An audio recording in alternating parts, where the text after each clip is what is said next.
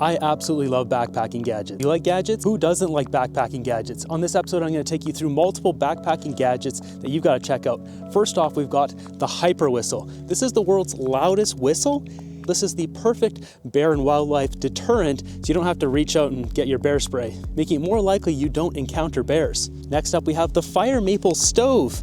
This is the Fire Maple FMS 116T. This stove only weighs 48 grams with the rubber bands. It does come with a little plastic case, which I don't use. This stove is lighter than most other stoves, aside from the BRS, but it's much more efficient than the BRS. Next up we have is compression socks. Compression socks is something you gotta test out for yourself, but they're essentially good for circulation and recovery. They're also said to help stabilize your foot and your ankle. I personally believe, if you follow my channel here, that stabilizing your ankle comes from strengthening in the gym and flexibility, yoga, that sort of thing. But on long backpacking days, these can help. Be sure to test these out though before going on a big trip. On those cold backpacking nights, we've got a down hood. Now this is essentially like a toque, but much warmer. This is like putting a sleeping bag on your head.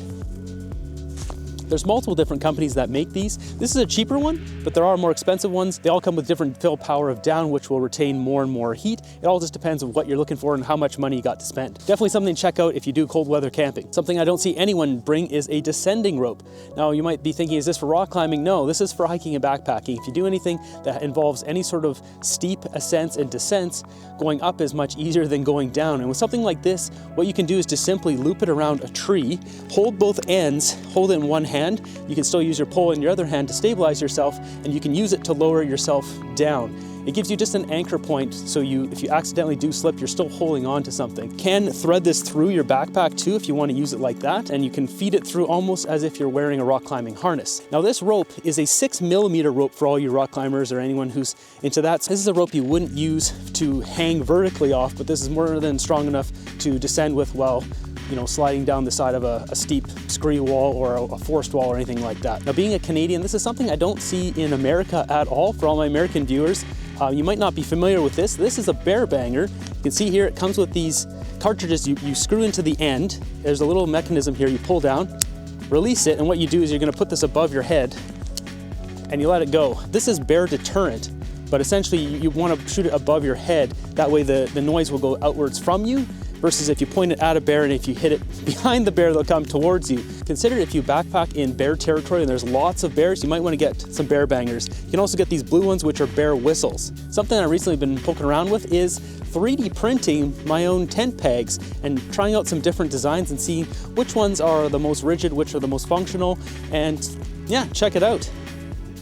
This is a design I found on Ultralight Forum, and it's so far proven to be very good. It's really rigid, and it weighs about the same as normal tent pegs, but it's a heck of a lot easier to print these out if you got a friend like I do who has a 3D printer. Next up we have is these fuel canister refuel tools. What this does allow you to put one canister on top of another and refuel it. There's a bit of a trick to this. You have to get the temperatures of the canisters right, but an easy way to take all your old fuel canisters and put them into one.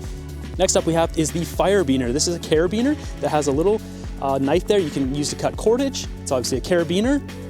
And the main selling point of this, it has this flint on the end here. This flint wheel allows you to start fires very easily. You can have it clipped onto your bag here, pull it out, start a fire, pretty quick and easy. It's also got a screwdriver tip on the end right there. For all the weekend backpackers out there, you might not know what this is. This is a bidet, a backcountry bidet. This is the Kulo Clean. Stay tuned, I've got multiple of these coming in, different types of backcountry bidets that I'll be testing out. This is an easy way to wash your butt out into the woods, so you're not, wasting all your toilet paper using leaves and causing all sorts of a mess. It fits onto any bottle. You can see the ridges there. So all you're gonna do is push this down into a bottle, and based on the width of it, it just jams in there. It's an easy way, you just squeeze it, the water shoots out the side, you point it down, flush that corn out, and nice and squeaky clean. We've got a trekking pole with lights built in. That's right, there's a button right on the end here. Push and hold that, boom. This is the Olife Beam Walk trekking pole. This allows you to hike in the dark. This weighs the same as the Trekology trekking poles I've been using for a long time. The only thing is I wouldn't use this as my main trekking pole unless I'm going on a trip I know I'll be hiking in the dark a lot, because I use the Fizzin trekking poles where 2 Fizzins weigh the same as this. Next up we have what is on my back here. This is a quiver. So the quiver is for your trekking pole. All you're gonna do is put your trekking pole away as you normally would, but instead of spending all the time to take your bag off and fiddle, and especially if you've got a heavy bag, you don't wanna put it back on after that. So all you're gonna do is reach back, grab your, I find it easiest to do it like that. You can also take this and strap it down onto your bag if you wanna, if you're neurotic like me and want it to be actually connected to your bag. But it allows you to just go hands-free, and then if you wanna pull your trekking pole again, it's so easy. You don't even, like, it's just, it saves a whole bunch of time, especially if you're a filmmaker or a photographer and you want to throw your tripod in there as well. It fits 2 trekking poles and a tripod. So I'm absolutely loving this thing. Depending on the length of the poles and how much they fold up, they fit in differently in the quiver. This is Black Diamond Carbon Distance V, Fizzin, and the Trekology.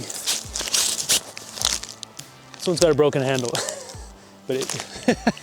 And finally is auxiliary bags. So I've got some bags down here. You can see here, you can buy all these extra bags and just attach them to your backpack how you like.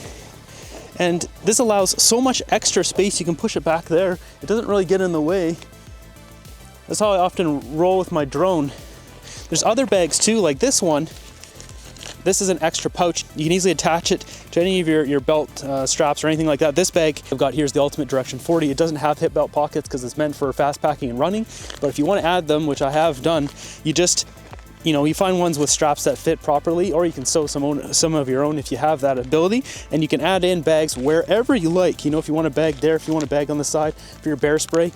Don't be afraid of adding extra pouches. It just makes the utility of your backpacking experience so much better. Tell me what backpacking gadgets you're most excited about. See you on the next one.